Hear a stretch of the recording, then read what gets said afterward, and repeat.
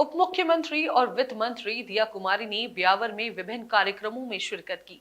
सबसे पहले उप मुख्यमंत्री दिया कुमारी ने आशापुरा माता धाम पहुंचकर मां आशापुरा के दरबार में धूप लगाकर उनका आशीर्वाद लिया। इसके बाद उन्होंने सम्राट पृथ्वीराज चौहान के समापन समारोह में हिस्सा लिया।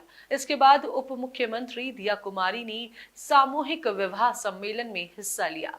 उप मुख्यमंत्री दिया कुमारी ने समिति की ओर से आयोजित सामूहिक विवाह सम्मेलन में 16 जोड़ों का विवाह संपन्न करवाया। उन्होंने सभी को एक तुलसी का पौधा भेंट कर सुखी दाम्पत्य का आशीर्वाद दिया। उप मुख्यमंत्री दिया कुमारी ने सम्राट पृथ्वीराज चौहान की मूर्ति पर माल्यार्पण करते हुए उन्हें नमन किया। इस दौरान राजसमंद सांसद महिमा कुमारी मेवाड़ भी मौजूद रहीं। उप मुख्यमंत्री दिया कुमारी ने सम्राट पृथ्वीराज चौहान की जीवनी पर प्रकाश डालते हुए लोगों से उनके बताए मार्ग पर चलने का आह्वान किया।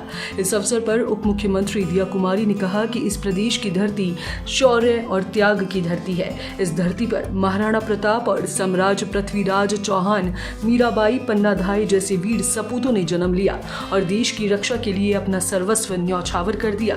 उप मुख्यमंत्री दिया कुमारी ने कहा कि सम्राट पृथ्वीराज चौहान जैसे शूरवीरों से युवा पीढ़ी को उनके जीवन से प्रेरणा मिलती है। उन्होंने आगे कहा कि मुख्यमंत्री श्री भजनलाल शर्मा के नेतृत्व में राज्य सरकार निरंतर सूबे के लोगों के लिए काम कर रही है और राज्य के विकास को सुनिश्चित किया जा रहा है। राजस्थान में मुख्यमंत्री श्री भजनलाल शर्मा के नेतृत्व में राज्य सरकार द्वारा चलाए जा रहे जन कल्याणकारी अभियानों और योजनाओं से प्रदेश की तस्वीर तेजी से बदल रही है। सरकार की प्राथमिकता समाज के अंतिम व्यक्ति तक विकास की रोशनी पहुंचाना है और इसी दिशा में नीति निर्माण से लेकर क्रियान्वयन तक हर मोर्चे पर सरकार फ्रंट फुट पर नजर आ रही है। सरकार के प्रयासों का परिणाम है कि वर्तमान में राज्य के हर वर्ग, किसान, मजदूर, महिला, युवा और पिछड़े तबके को सामाजिक सुरक्षा, आर्थिक सहायता और विकास के संसाधन उपलब्ध कराए जा रहे हैं। निशुल्क दवा योजना, निशुल्क जांच योजना, मुख्यमंत्री कृषक मित्र योजना, महिला सशक्तिकरण कार्यक्रम, स्किल डेवलपमेंट और युवाओं के लिए रोजगार मेलों जैसी योजनाओं का प्रभाव प्रदेश के शहरी और ग्रामीण इलाकों में समान रूप से देखने को मिल रहा है। इसके साथ ही जल, स्वास्थ्य, शिक्षा और अधोसंरचना के क्षेत्र में भी सरकार द्वारा लगातार नवाचार और निवेश किया जा रहा है। ग्रामीण इलाकों में जल जीवन मिशन, सड़क विकास और चिकित्सा शिविरों जैसे कार्य लोगों के जीवन स्तर को सुधारने में सहायक बन रहे हैं। जो ऐसे महापुरुष की जयंती है जिन्होंने सनातन के लिए, मातृभूमि के लिए अपना सब कुछ न्यौछावर किया और उनके जीवन से हम सभी को प्रेरणा मिली। आज हम सभी के लिए गर्व का दिन है कि आज हम सब लोग यहाँ उपस्थित हुए हैं, उनको नमन करते हैं और उनके आदर्शों पे चलने का प्रयत्न भी करते हैं। मुझे पूरा भरोसा है कि यहाँ से हम सब जब जाएंगे तब बहुत कुछ सीख कर जाएंगे और अपने जीवन में उन सभी आदर्शों को अपनाने का भी प्रयास करेंगे।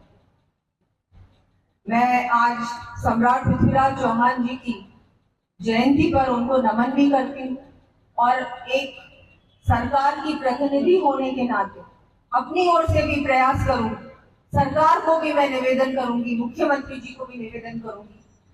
हमारी केंद्र में भी सरकार है, अभी डबल इंजन की सरकार है, वहां पर भी मैं निवेदन करूंगी कि हम हमारे वीर पुरुषों के लिए, महापुरुषों के लिए हम सब मिलकर ऐसा क्या कर सकते हैं जो सदियों तक याद रहे। हमारी जो नई पीढ़ी है वो भी हमको धन्यवाद दे कि नहीं, ऐसी सरकार राजस्थान में आई थी जिन्होंने हमारे वीर पुरुषों के लिए इतना बड़ा काम। राजस्थान में मुख्यमंत्री श्री भजनलाल शर्मा के नेतृत्व में राज्य सरकार तेजी से बदलाव की दिशा में अग्रसर है।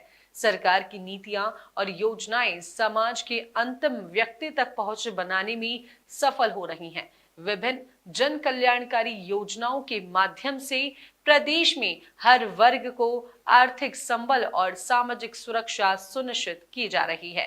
राज्य सरकार की सक्रियता और संवेदनशीलता के चलते प्रदेश में विकास की रफ्तार तेज हुई है। चाहे स्वास्थ्य सेवाएं हो या कृषि क्षेत्र में सुधार, शिक्षा का विस्तार हो या फिर बुनियादी ढांचे का विकास, हर मोर्चे पर सरकार फ्रंट फुट पर काम कर रही है। राज्य के ग्रामीण क्षेत्रों में भी सरकार की योजनाएं जमीनी स्तर पर अब दिखाई दे रही हैं। जल जीवन मिशन, वहीं सड़क निर्माण, चिकित्सा शिविर और शिक्षा के क्षेत्र में नवाचार जैसी पहलें ग्रामीण जीवन में सकारात्मक बदलाव ला रही हैं।